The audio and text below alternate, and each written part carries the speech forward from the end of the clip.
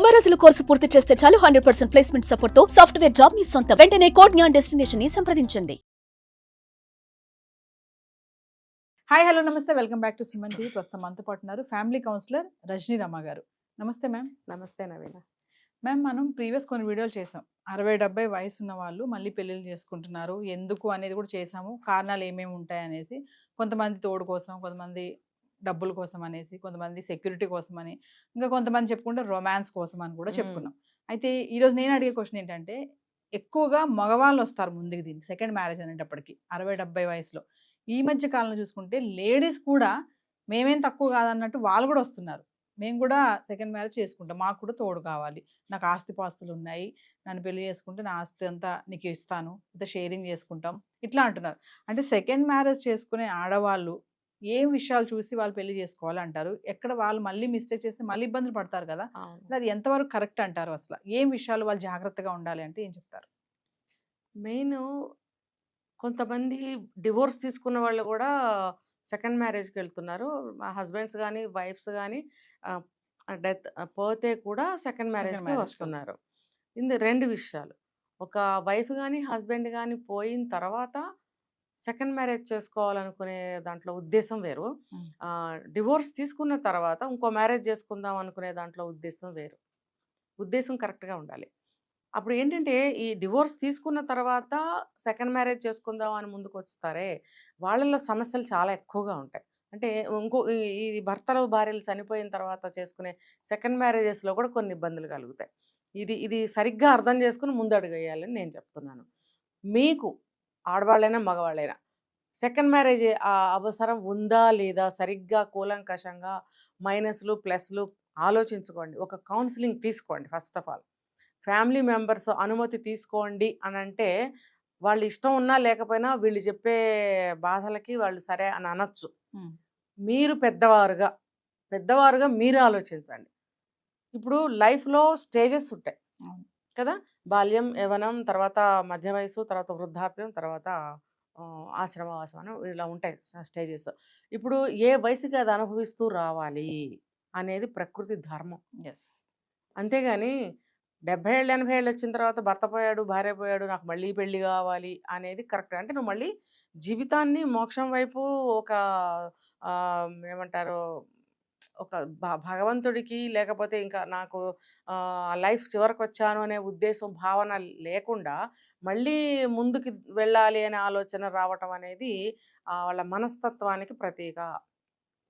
Number 1. Number 2, నాకు ఏ దిక్కు లేదు, నన్ను చూసేవాళ్ళు లేరు, నాకు నీళ్లు పోసేవాళ్ళు లేరు, నోట్లో నీళ్లు పోసేవాళ్ళు లేరు, అందించేవాళ్ళు లేరు, నన్ను పలకరించేవాళ్ళు లేరు అని ఎక్కువగా మగవాళ్ళు కంప్లైంట్స్ చేస్తున్నారు.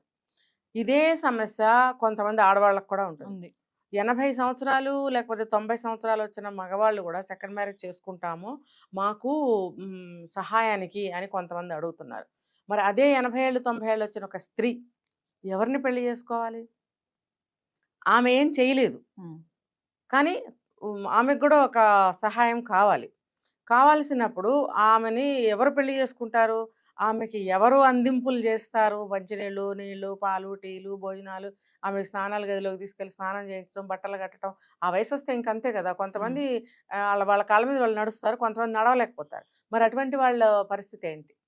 కాబట్టి ఇవన్నీ కూడా బాగా ఆలోచించాలి. అంటే మాకెందుకు, మాది బాగుంది, మేము చేసుకోవాలనుకుంటున్నాం, అలాంటి వాళ్ళ గురించి మాకెందుకు అని రావచ్చు. అంటే వాళ్ళ గురించి మిమ్మల్ని ఆలోచించమని నేను చెప్పట్లేదు, ఎవరికి వాళ్ళు ఆలోచించుకోండి అని చెప్తున్నాను.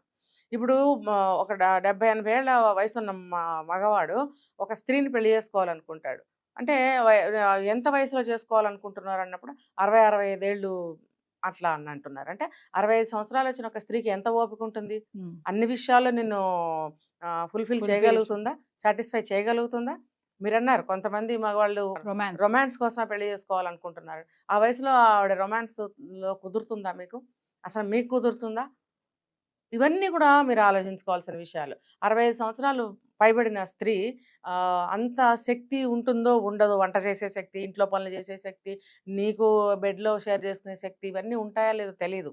అలానే నువ్వు 45, 40, 35 ఏళ్ల వయసు అమ్మాయిని చేసుకుంటే సమాజం మిమ్మల్ని ఏ రకంగా చూస్తుందో అది మీకు తెలుసు. అలా ఎవరైనా అలాంటి అమ్మాయిని చేసుకోవాలన్న ఆలోచన ఎవరికన్నా ఉంటే అలాంటి అమ్మాయిలు మీ దగ్గర మీరు కోరుకున్నట్టు ఉండరు. మీ ఆస్తిపాస్తులు తీసుకుని ఆవిడ జంప్ చేస్తారు.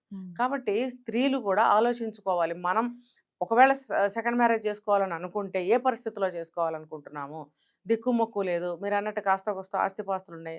మమ్మల్ని ఒక ఒక చెట్టు నీడ కింద ఉంచినట్టుగా మమ్మల్ని ఉంచి ఏదో సమయానికి ఒక మనిషిని పెట్టుకొని వంట చేయించుకొని ఆయనతో పాటు నాకు కూడా ఒక ముద్ద పెట్టి షెల్టర్ ఇస్తే చాలు, నాకు ఒక మనిషి రక్షణ కావాలి అనుకున్న స్త్రీలు ఎవరన్నా ఉంటే మరి అలాంటి స్త్రీలను చేసుకుంటారా? ఇది ప్రశ్న.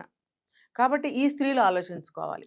ఈ ప్రశ్న ఇద్దరికి, మగవాళ్ళకి ఆడవాళ్ళకి కూడా, ముఖ్యంగా చేసుకోవాలనుకుంటున్న స్త్రీలకి మరీ ముఖ్యంగా ఈ ప్రశ్న. అంటే ఆ వయసులో మేడం మీరు ఇలాంటి సమస్యలు వస్తాయని చెప్తున్నారు. ఓకే. పెళ్లి చేసుకోకుండా పోనీ సహజీవనం చేస్తామని కొంతమంది ఉంటున్నారు. పెళ్లి వద్దు, ఫ్రెండ్లీగా ఉందాం, సహజీవనం చేద్దాము, ఇష్టమైనప్పుడు ఉంటాం, కష్టమైనప్పుడు మళ్ళీ విడిపోదాం అని అంటున్నారు. అది ఎంతవరకు కరెక్ట్ అంటారు? అందులోనే ఉంది సమాధానం. అది కరెక్టా? ఇష్టమైన రోజులు ఉంటాం, విడిపోతాం అంటే అది ఎందుకు చేసుకున్నారు? ఆ ఉద్దేశం ఏమైంది అక్కడ? ఇష్టమైన నాళ్ళు ఉండి విడిపోదాం అనుకోవటానికి మీరు ఏమైనా ఎంగేజా? ఆ వయసు ఏంటి? ఆ వయసులో మీరు మళ్ళీ విడిపోతే మళ్ళీ ఎక్కడికి వెళ్ళాలి ఇద్దరు? మళ్ళీ ఏం చేయాలి? నేను చెప్పేది ఏంటంటే ఫ్యామిలీ మెంబర్స్, పిల్లలు ఎవరైతే ఉన్నారో వాళ్ళు ఏం చేయాలి? అప్పటి వరకు భార్యాభర్తలు కలిసి అమ్మా నాన్న ఇద్దరు ఉన్నారు. ఇప్పుడు అమ్మగాని నాన్నగాని లేరు. రెండో వాళ్ళు ఒంటరి అయినప్పుడు ఫ్యామిలీ బాధ్యత ఏంటి? ఆ పిల్లల బాధ్యత ఏంటి? మేము ఉన్నాము ఆ ప్లేస్లో, మీకు ఏ లోటు తెలియనీయకుండా మేము చూసుకుంటాము అని అనగలగాలి. అన్న పిల్లలు ఉంటే కూడా అడ్జస్ట్ అవ్వని పేరెంట్స్ ఉన్నారు. ఎగ్జాంపుల్ అత్తగారిని తీసుకుందాము.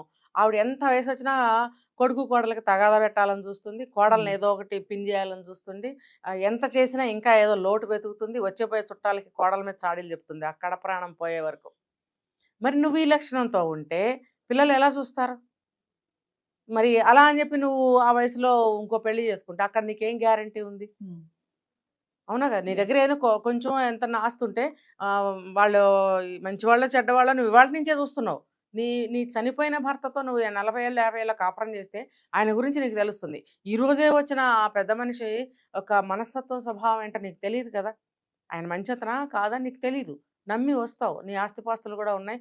నాకు ఏదన్నా మంచి చెడ్డ చూడాలంటే నా డబ్బు నాకుంది, కేవలం నాకు ఒక షెల్టర్ ఇస్తే చాలు, నాకు ఒక మనిషి ఏమంటారంటే ఒంటరిగా ఉండకుండా కావాలి అనుకుని వచ్చినప్పుడు అవతల మనిషి కూడా మోసం చేయకుండా, ఈ ఆస్తి తీసుకుని పారిపోకుండా జాగ్రత్తగా ఆవిడ కడవపురి వరకు కాసుకుని ఉంటాడా? లేదు.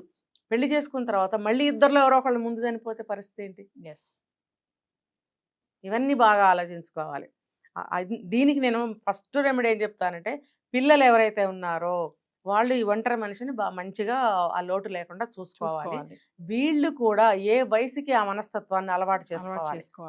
స్టేజెస్ నేను చెప్పాను. ఇప్పుడు స్టేజ్ ఏంటి?